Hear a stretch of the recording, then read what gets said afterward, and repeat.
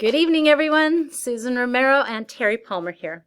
This case is called Perils and Pitfalls of Leading Change.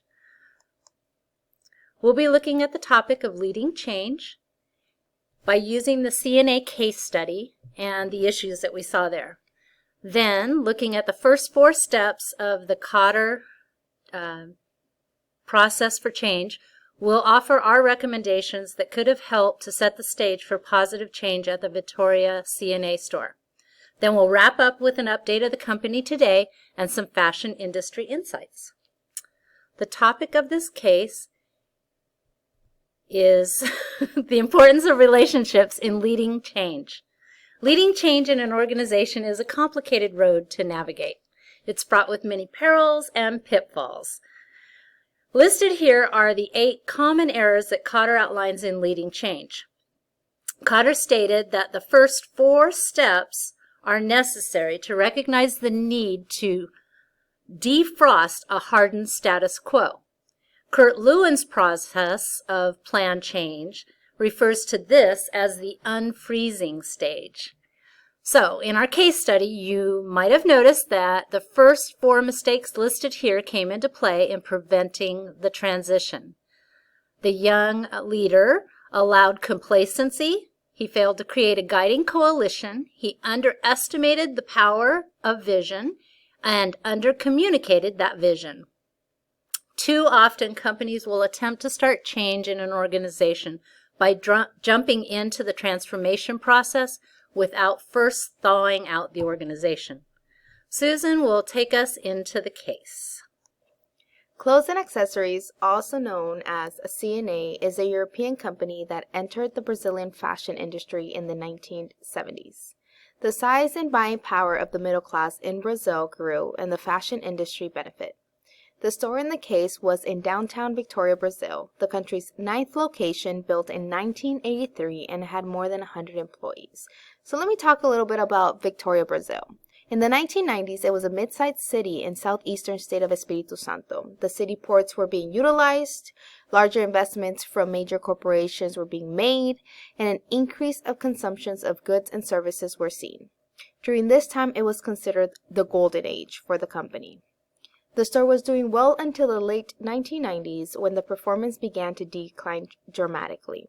Some external reasons that pertain to the growth and its being stagnant was, as Sarah Carvalho identified, as being: first, government offices moving away; second, transit population reducing; and thirdly, market being against them. So what did CNA do to combat such decline? They provided a manager to provide a growth in profit. Let's introduce the key players and their characteristics.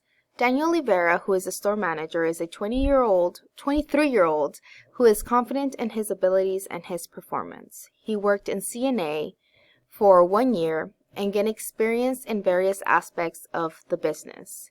He was a temporary store manager for 1 month. He is open to new experiences and excited about living in Victoria, where he can participate in his extreme sport hobbies. Romero Santos, who was the apparel supervisor for 10 years, was known to know everything about the operation of the store, managed the team, and was known to be loved by everyone and was seen as nice. Maria Almeida, who was the financial supervisor, had 18 years of experience and was known to keep the team on track. Mariana Rodriguez, who was in lady department for 10 years, was known to be friendly. Laura Lima, who was in the service department for 10 years, was known to be aggressive but yet efficient. Together, his experienced management team was a wealth of resources and knowledge, from which he could draw a great deal of information and insight. So let's look at the details of the case. Start with the honeymoon phase. The outgoing manager had given Daniel a market presentation and a thorough rundown on his management team. Daniel spent some time meeting all the other employees in the store and watching for opportunities to improve. He saw customers standing in long lines, and he saw displays that needed improvements, and he saw disengaged employees. So, after several weeks, he felt that he knew everyone's name and was ready to start the change. The honeymoon was over. He called a meeting of the management team and laid out his well-reasoned arguments for the needed change, and even how to implement them. He proposed an urgency code for cashiers. He added people to the merchandising team. He implemented an hourly-based activity plan, and he implemented weekly management team meetings. The spiral begins. Week after week, working side by side with the employees to implement his change strategy. Month after month, he came back from the store manager's meeting with new ideas and discovered that while he was gone, everything stopped. He began working 60 to 70 hours per week, and he kicked into Superman mode. He was stuck in an endless spiral, and the store's performance continued to spiral as well. He finally asked one of the leaders for her input, and she shared that the people in the store did not respect him. He took this on board and decided to reflect on it during his upcoming vacation. After his vacation, he faced Judgment Day. Dun, dun, dun. His regional manager, Francisco Prado, showed up to deliver the bad news. A supervisor and 2 team leaders had gone over to the competitor. Their reason, stated, was that he was inexperienced and that he had not acknowledged their efforts up to this time. Was he fired? No, he was given a second chance to learn from his errors and enjoy the recovery. Susan, what issues do you see in that story? Well, Terri, there are quite a few things to unpack from that. We would like to focus on 5 things that the young manager could have done differently. First, court the new management team during the honeymoon phase. Before Daniel Rivera even started at his own store, a former manager, Douglas Fisher, gave him great advice. The first and most important thing you have to do is get to know your people. Get closer to your team before you try to change everything. It would have been a much easier implementation had he spent the time to get to know them, more than just their name and short bios. Maybe some team building activities, social gatherings like outdoor family events or dinners. Let's look at the other 4 missteps through Cotter lenses. First, share his sense of urgency for needed changes. Second, create a team of change leaders. Third, work as a team to create the new vision and develop a strategy to implement the change. And lastly, clearly communicate the change. Here are Cotter's 8 stages of processes for creating major changes. We will focus on the first 4. First, establishing a sense of urgency. He needed to break the ice to unfreeze the current situation. There was a great deal of complacency among the management team. He needed to create a level of guilt and anxiety about not changing, and build a sense of psychological safety concerning change before jumping into his proposed change. During the first few weeks, he could have looked at the store situation with the team and asked questions of them. Had he spent time on looking at the declining performance trend and highlighting the severity of the past 5 years, it may have been a wake-up call for the team. So the recommendations to establishing a sense of urgency could be expressed by telling the employees the following. The past 5 years of decreased performance has led to the decrease in sales, which could have led to the closure of this store and the loss of jobs. By being transparent with the employees, less resistance could have been seen towards the change Daniel presented. To let the employees see the reality of the performance of the store and the harm of not changing for the better can affect the business and themselves. The mistake was he did not share the urgency with the management team. Creating a guiding coalition is the next stage that Cotter presents. That is forming a team to lead the change. Cotter cautions that a managerial mindset will develop plans, but not vision. It will vastly undercommunicate the need for and direction of change, and will control rather than empower your people. We don't think that Daniel worked to build a team or develop a guiding coalition. Our recommendation is threefold. We suggest that he find the right people, create trust, and develop a common goal.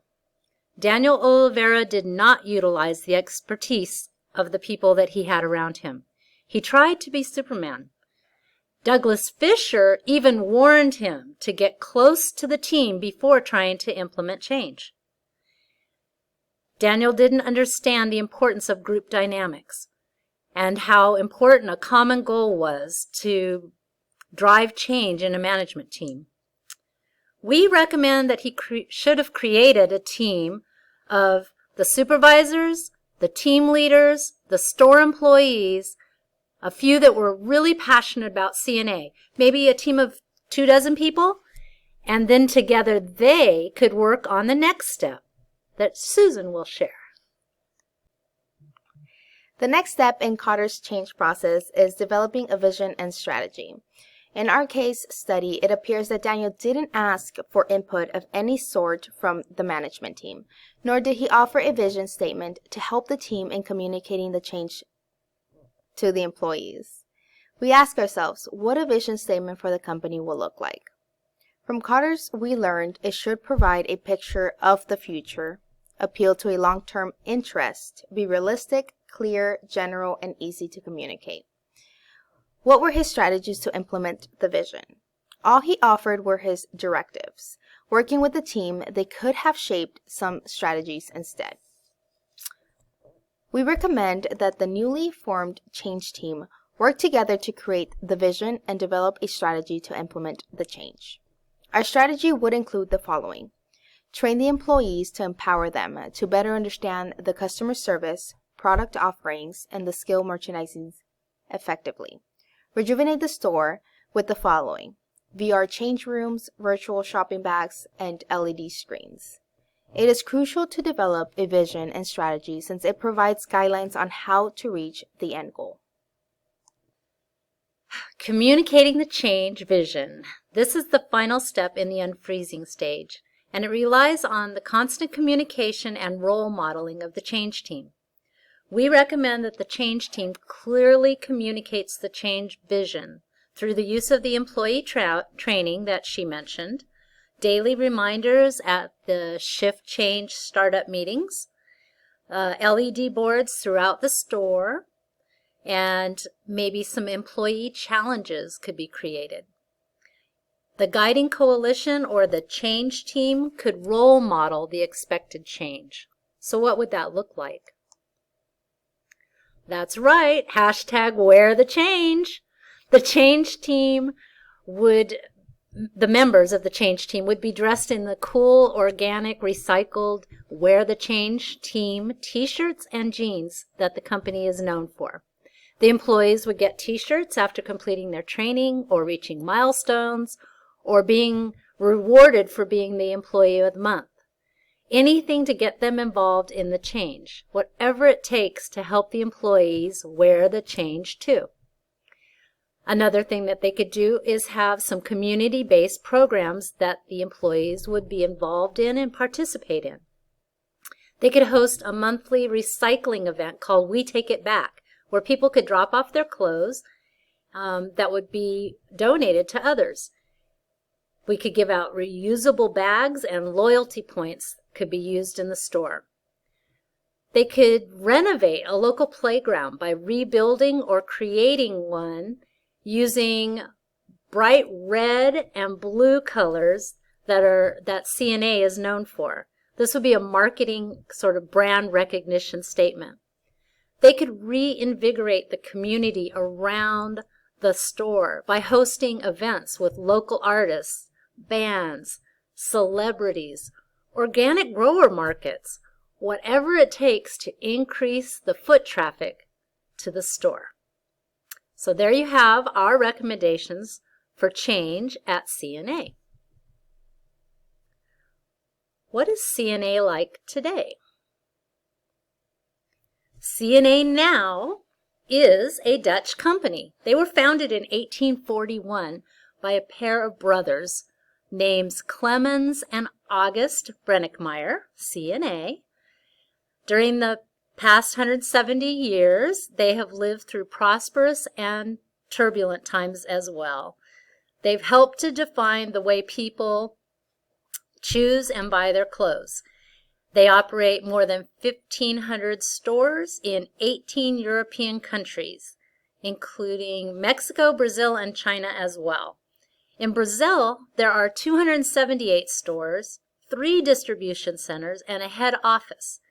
They are located in over 120 cities across the country.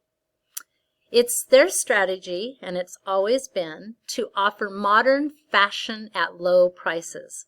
C&A often asks celebrities to design collections that will attract younger consumer base. The main target is the young middle class between the ages of 18 and 25. By the way, there is no store in Vitória, Brazil. So I'm going to share a history about the fashion industry. In 2013, over 1,100 garment makers were killed when a building in Rana Plaza collapsed. After the Rana Plaza disaster, C&A joined other global brands and retailers in signing an important agreement in Bangladesh. It was called the Brand and Building Safety Accord. The goal of the agreement was to establish binding safety standards for the garment industry.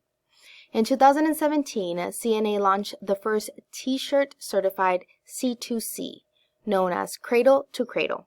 This means that the T-shirt is made from 100% renewable resources and is recyclable. We discovered that C&A and other apparel companies like H&M, Levi's, and Gap have invested in sustainability initiatives to reduce their carbon footprint and the impact of water stress and water pollution on the environment as a result of the products they sell. So let me share a little clips of the video.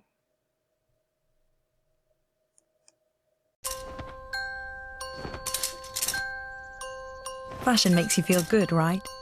Your favorite outfit takes you from zero to hero. But what's the story behind your clothes? The people who make them. The workers on the cotton farms. C&A Foundation works with partners all over the world to help farmers grow organic cotton, to create safe and fair working conditions, to change the fashion industry so it never forgets the people behind the clothes. Because if one outfit can make you feel so good, imagine what the entire clothes industry can do. We believe fashion can be a force for good around the world. This is your foundation.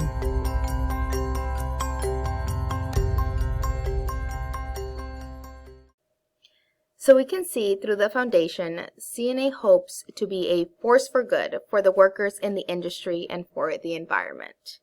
So we challenge you to go to YouTube and create fashion industry and circular economy, and then ask yourself, how can I be part of the change? Thank you.